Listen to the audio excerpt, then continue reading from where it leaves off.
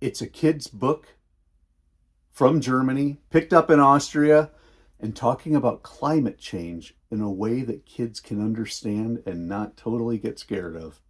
Go figure.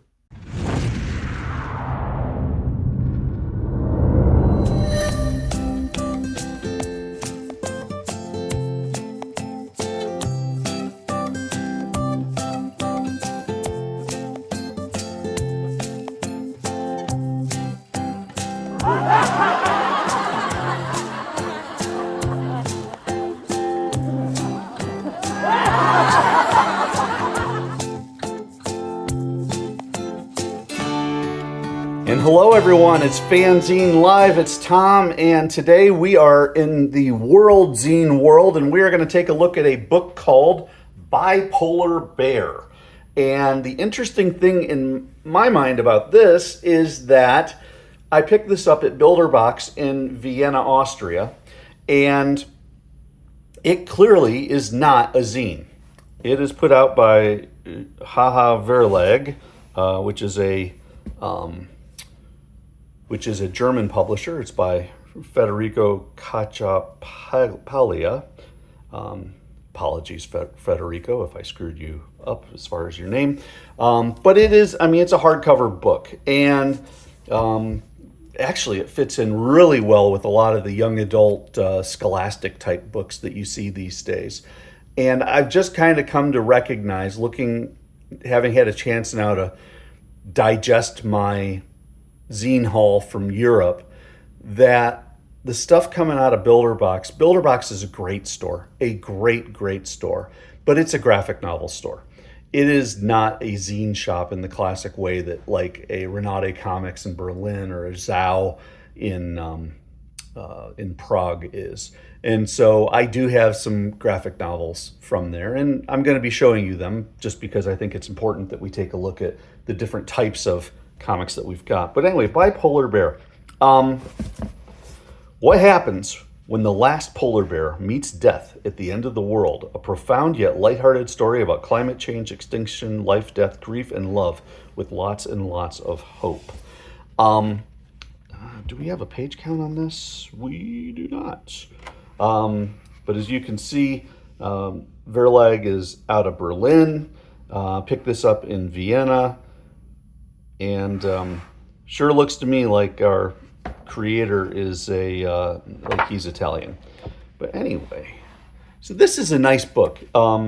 Very professionally done. End pages look great. Little slightly smaller than comic size. Cartooning, very agreeable and approachable. Accessible for the little guys. And kind of fun. So anyway, the gist of this story is that, as you can see, climate change has taken over. And we're talking about how it's so warm, how it's spring, but it's only the 3rd of January. So the polar bears decide to go off and go swimming. And of course, there's no land in that direction. There's no ice to go to. And so they're basically dead. And polar bear is figuring that out. And so he's now discovering that even the ice he was standing on is melting. And he has fun with it.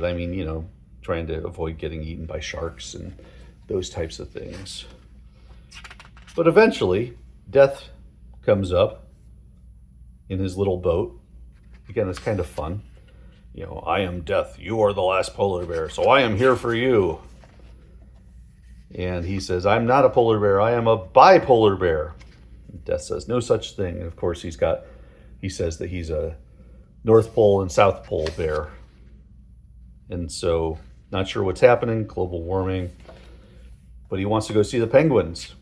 And so, you can see that there's this discussion about how his papers state that all the polar bears are going to become extinct. It's time to go. He's got to die. We've got to make the polar bears extinct. And so now,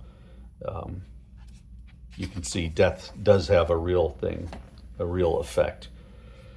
You can talk about one of the nice things about this from a science point of view is that you do get a list of the endangered species in the different parts of the world, and it shows you what's at risk right now due to climate change. But anyway, it's a fun discussion.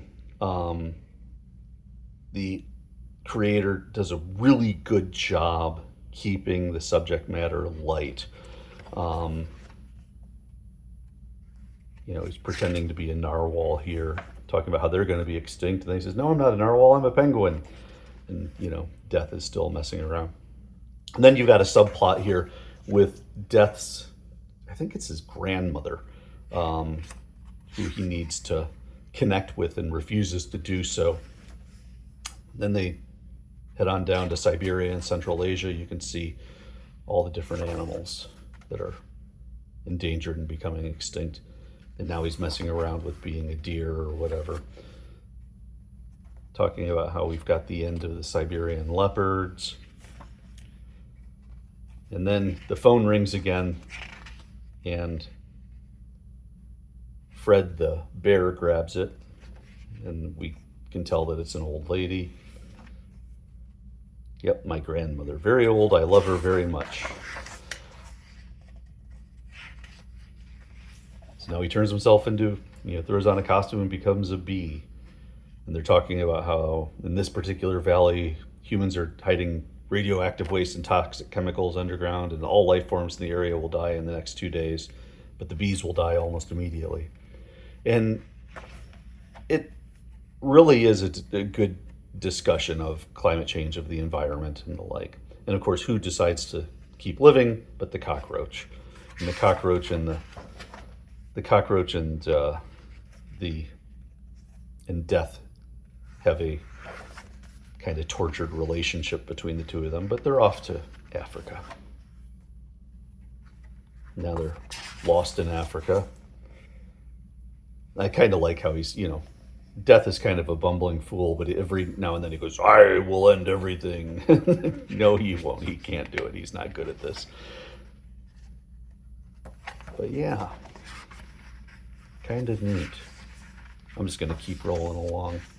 So again, you can keep seeing the cycle of the stories in the different continents and in the different geographies are all basically the same. They show up, they tell a joke, and then they discuss kind of an animal. In this case, prior it was the leopards. This time it's the rhinoceros, and talking about the human impacts and how that happens and how death is causing all sorts of issues. But then, of course, Grandma calls and, I miss you so much and that type of stuff. And he doesn't want to go visit his grandma because he's got work to do.